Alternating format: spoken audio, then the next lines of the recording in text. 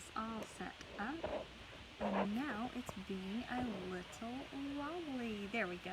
It is so good to see you all. We have had so many fun West Virginia programs already today, but we are going to seal this West Virginia themed Wednesday with some book recommendations, either about West Virginia or West Virginia authors, or books that you might want to check out in order to explore West Virginia. So I'm just going to go ahead and get started because we have a lot to talk about. So first, let's start with, I don't want to talk about my favorite book yet. Let's talk about some historical books that we have in the library about West Virginia. So if you're familiar with the Dewey Decimal System, you're going to know that books are categorized in the hundreds, and then as they get more specific, there are more numbers. So if you come in the library and you go to our nonfiction section, you might find some West Virginia history books in the 975s. That's almost all the way back to our back window here at Maine. In the 975 section, you're going to find books like this one, on the Hatfield and McCoys. The inside cover of this book says that this was it's on the back cover. This little book represents the first serious scholarly attempt to sort out truth from myth in the Hatfield-McCoy feud. So if you're from West Virginia, you know that the Hatfield and McCoy feud is a very popular subject here. So again, you will find this book in the 975s, and it is by a local author. Another book that you will find on West Virginia in the 975s in the nonfiction is Hippie Homesteaders. This book just jumped out to me. Look how cool that spine is. And this is all about, if you are a West Virginia creative, you love a craft, whether it's traditional Appalachian or maybe your spin on that, you might really be interested in this book called Hippie Homesteader. It's all about the creativity of people who came and stayed here, and talks a little bit about Tamarack. So that's exciting. Again, the 975s in the library. Another nonfiction book that you're going to find in the library while we're talking about the Dewey Decimal System is 921. So 921, when you see that on a spine of a book, right there, it's backwards because I didn't flip my screen, is going to be biographies and memoirs, and they are all listed alphabetical by both the author, but I believe we have ours on who the book is about. So this is Jeanette Walls, and it is called The Glass Castle. And if you've ever come in and asked me specifically for a book recommendation, I'm going to ask you what you like to read, and if it's memoirs, I'm going to recommend The Glass Castle. Memoirs are one of my favorite types of books, and The Glass Castle is one of my all-time favorite memoirs. It is beautiful. I could talk about it for hours, but it is beautifully written. The subject matter is wonderful.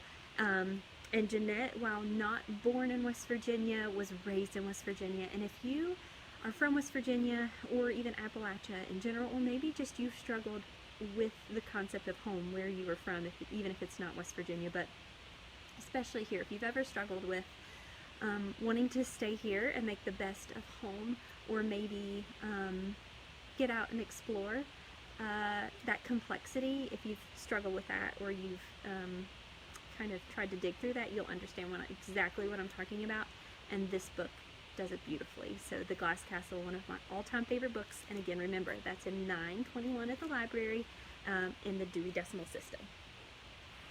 Okay, so last thing in nonfiction are some books in the 917s, so we're just moving backwards here. And this is a book called Off the Beaten Path, West Virginia, and it is just one of the many books we have about West Virginia, how to travel in West Virginia, hiking trails, waterfalls, all those fun sorts of books are located, again, in that 917 section.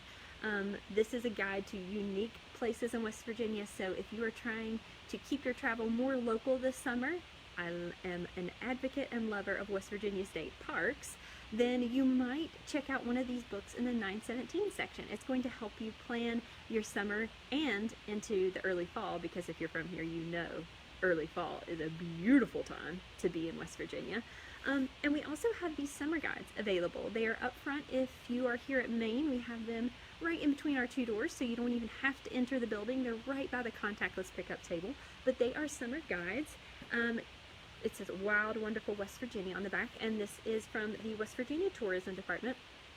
And again, a lot of these things are going to be ideas written pre-pandemic, so you might want to call ahead of time and make sure that some of these experiences are still available. But this is an excellent guide to get your summer planning started and figure out how you might best enjoy your summer here in West Virginia. We have one in our house and it is super fun. And look what's on the front. If you watch Storytime, you know that we talked about fireflies or lightning bugs, what do you call them, on Saturday morning. So be sure to grab one of these. They are an excellent resource and free. Okay, so if we're moving up in the library here at Maine, let's go to fiction. And I have quite the stack here. Bethany helped me pick some of these out. Some of them are written by local authors. Some of them are just about local things here in West Virginia. So this first one I saw, it just looks so fun. City Boy, Country Heart. It says, a meandering mosaic of misty mountain memories from the heart of West Virginia by John Kincaid. One, I love the use of alliteration here with the letter M, but I also love the City Boy, Country Heart. What an opposition to explore in this book. So it looks like a series of essays. It is in fiction, but this just jumped out at me when I was looking for books. So City Boy, Country Heart, might want to add this to your reading list. Next is this book called John Henry Days, and if you are familiar with West Virginia history, we love to claim John Henry and his remarkable strength here in the Mountain State. And so this book is from the Pulitzer-winning author of The Underground Railroad, and that's Colson Whitehead. So it is a novel. Again, this says it was the winner of the Young Lions Award and the Ainsfield Wolf Book Prize. So that is going to be under the letters WHI, because again, if you're familiar with how we categorize things in the library, fiction is by the author's last name. So you can find that under WHI, or ask a librarian to help you. Hi, Bethany! I can't see comments because they're covered by my little setup here. But I will go back and answer any kind of questions or comments after I end the live here. So if you love West Virginia history, raise your hand.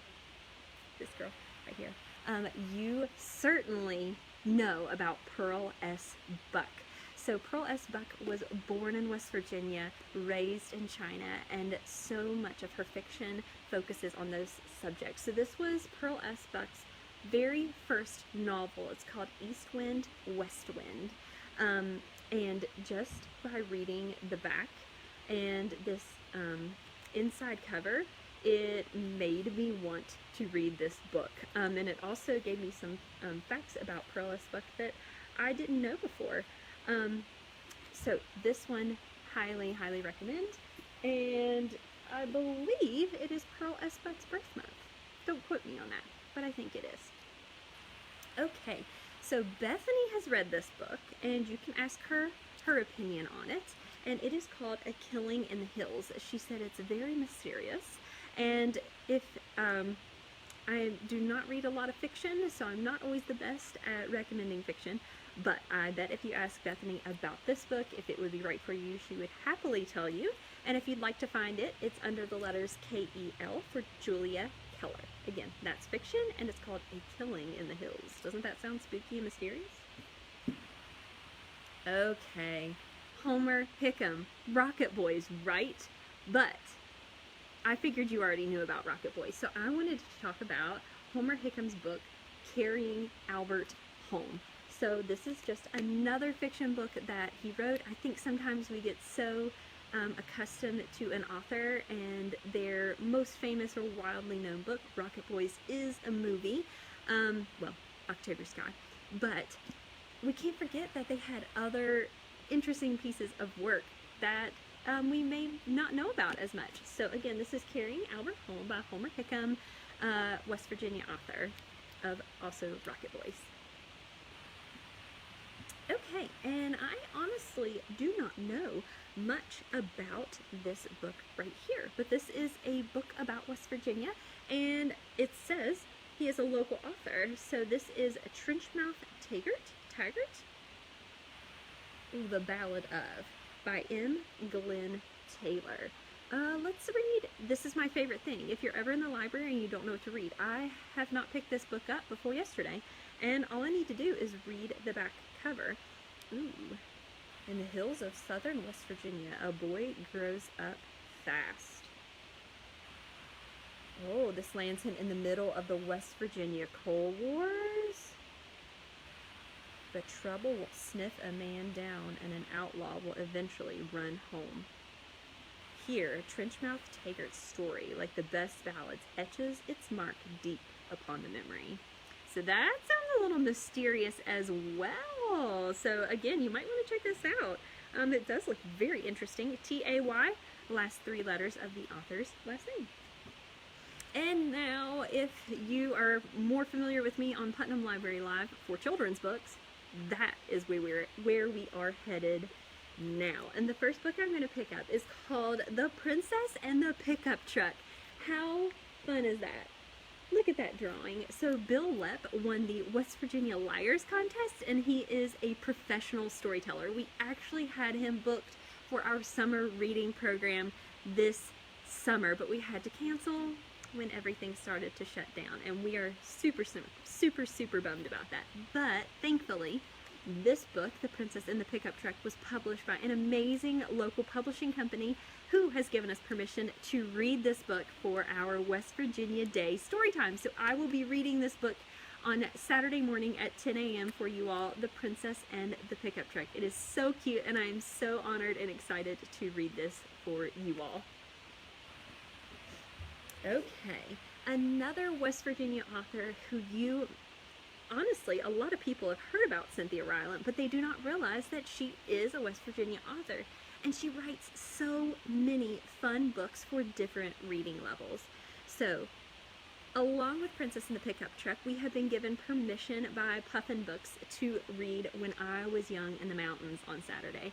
And if you grew up in West Virginia, you probably read this book or had this book read to you in elementary school. It is such a sweet depiction of what life in the Appalachian Hills is like, and I am, again, so very excited to read this to you all on Saturday. But in addition to picture books, Cynthia Rylant has given us many characters we've grown to love, like Mr. Putter and Tabby. So this book, we know that trains and railroads are really important to West Virginia and West Virginia history and West Virginia economy. So Mr. Putter and Tabby take the train. Mr. Putter and Tabby are my favorite duo when it comes to Cynthia Rylant's book series. These are probably a little bit more of a level 1 reader, but this is Mr. Putter and Tabby. There's Brownie and Pearl, Henry and Mudge. You may know those books, and you may not have known that Cynthia Rylant was a West Virginia author. So here is a little bit more advanced of a read from Cynthia Rylant, and she even writes juvenile fiction. So this was the book I was first introduced to, and many of you may have as well. We read this for my 6th grade summer reading, and it is called Missing May. Again, it's by Cynthia Rylant. This is one of her upper level juvenile fiction books, and picking it out to share with you all made me just want to read it again. If you're familiar with our library scavenger hunt here at Putnam Library, last year for 2019, one of the scavenger hunt prompts was to read a book to reread a book you had already read, and this would have been great. Oh, I can see a few comments because they're starting to pop up, and it says, Rhonda says June 26, 1892 is Pearl S. Buck's birthday. So I was right, it is the June birthday, but I did not remember that it was June 26. Hi, Mackenzie, I see waves now. Welcome, you all. We are talking about West Virginia reads, either about West Virginia or by West Virginia authors. Bethany says A Killing in the Hills. Didn't love it, although it did combine elements, and I can't see the rest of her comment, so you can check that out in the comments below. And then I have 2 more children's books that we chose. Actually, Bethany found this one, and it is beautifully illustrated. As soon as she showed it to me, it reminded me of Jan Brett books. Look how pretty this is, and the images themselves tell a story. So this is Only One Neighborhood by Mark Harshman, and it is such a sweet reminder of the importance of community. Okay, oh yes, Mackenzie and I went to school together, and so she read Missing May as well, and she says she loved it. So um, next is this this is just a gorgeous book called Bloom Where You're Planted. And this is actually an autographed copy. Hannah Lee came to the Putnam Library and had a book signing, and she wrote us a really sweet note in the front cover of this book and autographed it for us. So this is a book all about blooming where you're planted in each season, and the beauty of individuality. So this is just, that was my take on it. But this is a beautiful, beautiful written book. Says Hannah was born in Charleston, and this was her first children's book. So if you are looking for that in the library and we're not around to ask, that is under Lee. Lee. So that is all I have for you today, my friends. That's quite the book list. Be sure that I will put this on replay so that if you want to go back, you're interested in one of the titles, you can press pause, write it down, or start at the beginning and hear them all over again. So again, you are always welcome to ask one of your librarians which books and where they might recommend for you. So it was so good to join you all in this celebration day for West Virginia, and I am so excited to meet you if the weather is good for Friday or Saturday. I have a very special story time planned for you, so I can't wait to read you those books, and I will talk to you soon. If you have any questions, again, you can post them in the comments below and I will get back to them. So we'll see you later. Bye!